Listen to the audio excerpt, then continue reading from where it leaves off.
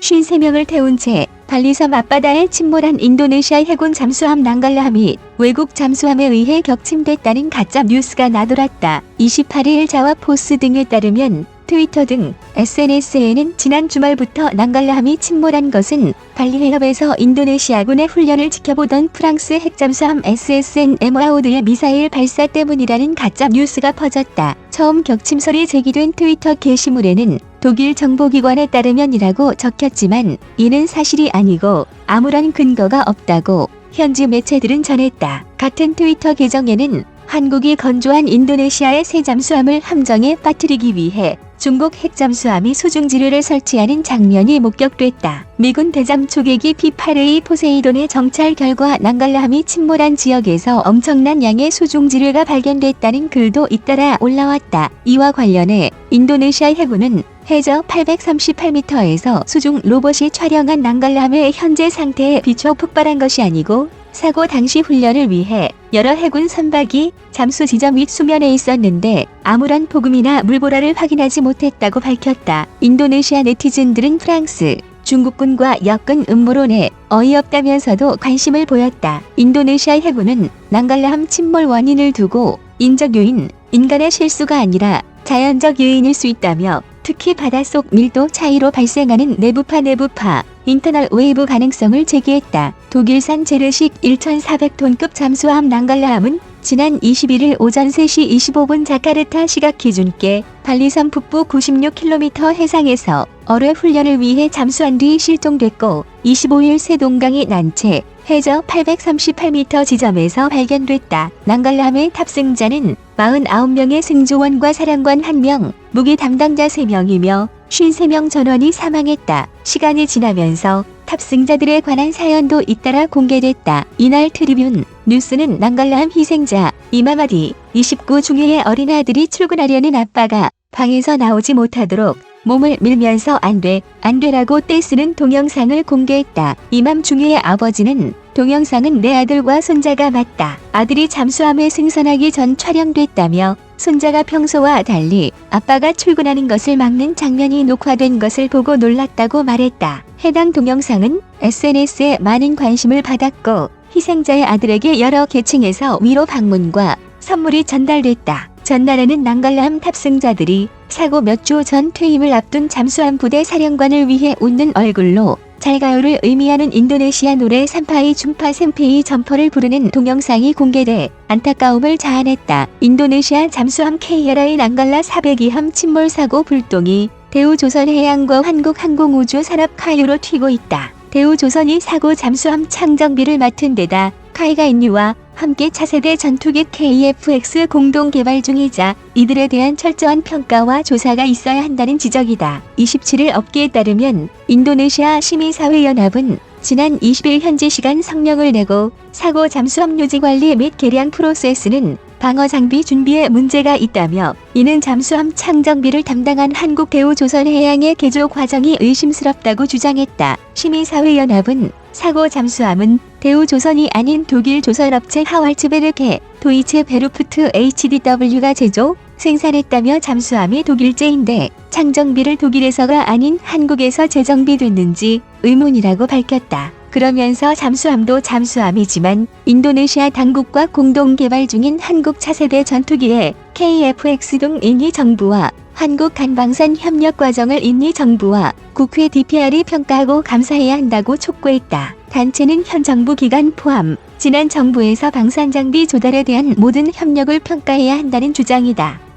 방산장비 조달에 있어 제3자 브로커가 방산장비 준비 문제가 생길 위험이 크기 때문에 퇴출해야 한다는 것. 이들은 국방장비 조달은 정부를 이용해 정부 메커니즘을 통해 이루어져야 한다는 입장이다. 제조사 목소리를 낸 단체는 이니 주요 연구소 및 관리직 관계자들로 구성됐다. 그동안 F-16과 호크 전투기, 헤라클레스 수송기, MI-17 헬기, TNI 수송선 침몰 사고부터 최근 발생한 잠수함 사고까지 다수의 방산장비 사고를 집중 조명했다. 이번에도 단체는 대우조선, 카이동 인니 정부의 군장비 협력 관계를 지적하며 재조사를 촉구했다. 시민단체는 성명을 통해 KRI 낭갈라 402호가 침몰하면서 53명의 장병이 목숨을 잃었다며 우려와 슬픔 속에서 재발 방지를 위해 인이 군현대화 추진이 필요하다고 주장했다. 이어 인이 정부가 국방장비를 감사할 독립팀을 구성해야 한다며 감사 결과가 완성될 때까지 노후 방산 장비와 만 20세 이상 장비를 사용하지 말아야 한다고 강조했다. 한편 인도네시아 해군 소속 잠수함 KRI 낭갈라 402호는 지난 21일 현지 시간 오전 발리 해안에서 훈련을 위해 출항한 뒤 실종됐다. 이 사고로 탑승했던 승무원 53명이 전원 사망했다. 실종 사고 나흘 만에 잠수함은 세동강이 난 채로 수심 838m 바다 아래에 가라앉은 채 발견됐다. 사고 잠수함은 1979년 독일에서 제조한 1400톤급 잠수함이다. 길이 59.5m, 폭 7.3m고 최고 시속 약 40km로 수중 작전을 수행할 수 있다. 2012년 대우조선해양이 잠수함의 전투체계, 레이더, 음파 탐지기 등 주요 장비 성능을 개량하는 등 창정비했다. 거기에 2018년 이후에는 자망조차 하지 않은 노후 장비로 대우조선해양의 책임을 물기 어렵다는 것이 외신들의 일관된 분석입니다. 업계 관계자는 10년 넘게 자동차를 타다가 문제가 생겼다고 자동차 제조사의 문제를 삼기는 어렵다고 말했습니다. 상황이 이렇다 보니 인도네시아 군부는 무리한 훈련, 군의 정비 주기에 문제 삼지 못하게 하려는 의도로 잠수함 자체의 문제로 원인을 귀결시키고 있습니다. 28일 인도네시아 최대 언론지인 일간 콤파스에 따르면 이완 이스누르완토 해군 소장은 잠수함이 위쪽에서 내부파에 맞았다면 빠르게 밑으로 하강했을 것이라며 자연과 싸울 수 있는 인간은 없다며 인재가 아님을 강조하였습니다. 즉, 지들 군부 잘못이 아니라는 것이죠. 이완 소장은 위성 사진을 보여주면서 200만에서 300만 제곱미터의 해수가 강타했다고 생각해봐라.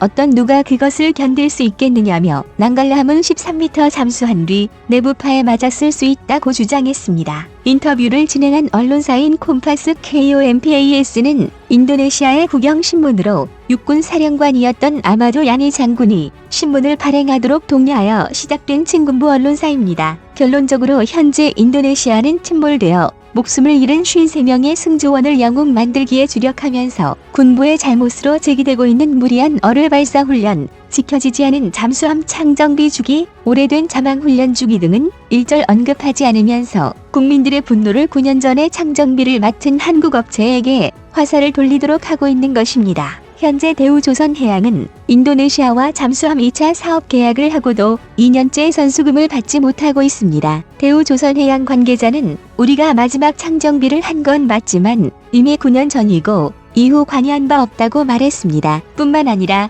공동개발키로 했던 KF-21의 시작이 출고가 됐음에도 불구하고 아직까지 분담금 가운데 6,044억을 미납하고 있습니다. 현재까지 납부한 2,272억보다 훨씬 많은 액수입니다. 이 정도면 쌈싸대기를 맞아도 시원찮을 판에 뭐 잘했다고 출고식에 낯짝을 들이미는지 참 염치도 없나 봅니다. 미납금 지불 의사는 밝히지도 않은 채 현재 인도네시아는 한국 측에 하반기에 복귀할 자국 기술진들에 대한 기술 지원을 요청한 것으로 밝혀졌습니다. 국방부는 28일 국회 국방위원회 국방업무보고 자료에서 인이 측은 자국인 역이 KF-21IFX 공동개발의 기술 공백을 따라잡을 수 있도록 한국 측의 지원을 희망했다고 보고했는데요. 이는 지난 8일 한국을 방문해 서욱 국방부 장관과 회담한 프라보워 수비안토 인도네시아 국방부 장관이 직접 한 발언으로 확인됐습니다. 어째 그 입에서 죄송하다, 미납금을 지불하겠다라는 말은 안 나오는지 참, 인이가 돈은